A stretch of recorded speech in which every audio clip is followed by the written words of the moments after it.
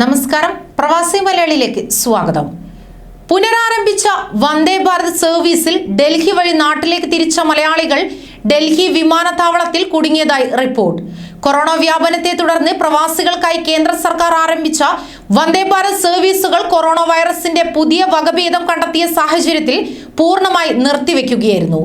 ആഴ്ചകൾ പിന്നിട്ടാണ് സർവീസ് വീണ്ടും ആരംഭിച്ചത്.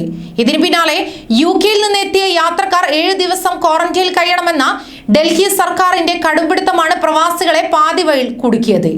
കോവിഡ് നെഗറ്റീവ് സർട്ടിഫിക്കറ്റ് കയ്യിലുണ്ടെങ്കിലും ക്വാറന്റൈനിൽ പോകണമെന്നാണ് അധികൃതർ വ്യക്തമാക്കിയത്.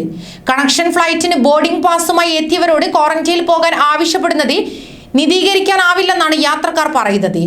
ഫൈനൽ ഡെസ്റ്റിനേഷനിൽ ക്വാറന്റൈനിൽ പോകാൻ തയ്യാറാണെന്ന് യാത്രക്കാർ അറിയിച്ചെങ്കിലും ഡൽഹി സർക്കാരിന്റെ നിയമപ്രകാരം ബ്രിട്ടനിൽ നിന്നും ഡൽഹിയിൽ ഇറങ്ങുന്ന എല്ലാവരും അവിടെ തന്നെ ക്വാറന്റൈനിൽ പോകണമെന്നാണ് അധികൃതരുടെ നിലപാട്. ഇതിന് പിന്നാലെ ഡൽഹി സർക്കാരിന്റെ നിലപാടിൽ പ്രതിഷേധിച്ച യാത്രക്കാർ വിമാനത്താവളത്തിന് പുറത്തു പോകാൻ തയ്യാറായില്ല. യാത്ര തിരക്കുന്നതിന് മുൻപ് എയർലൈൻസ് അധികൃതർ ഇക്കാര്യം തങ്ങളെ അറിയിച്ചിട്ടില്ലെന്നാണ് യാത്രക്കാർ അധികൃതരോട് വ്യക്തമാക്കിയത്. മാത്രമല്ല, യാത്രക്കാരെയെല്ലാം വിമാനത്താവളത്തിൽ PCR ടെസ്റ്റിനും വിധേയരാക്കി.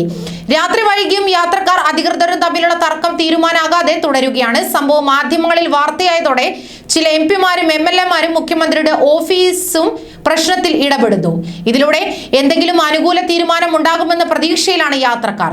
ഉറ്റവരുടെ മരണാനന്തര ചടങ്ങിൽ പങ്കെടുക്കാൻ ഉൾപ്പെടെ യാത്ര പോയവർ ഇത്തരത്തിൽ ഡൽഹിയിൽ കുടുങ്ങിയവരുടെ കൂട്ടത്തിലുണ്ട്. 16 ദിവസമായി നിർത്തിവെച്ചിരുന്ന ലണ്ടനിൽ നിന്നുള്ള വിമാനം ഇന്നലെ പുനരാരംഭിച്ചപ്പോൾ 246 യാത്രക്കാരാണ് ഇന്ത്യയിലേക്ക് തിരിച്ചെത്തിയത്.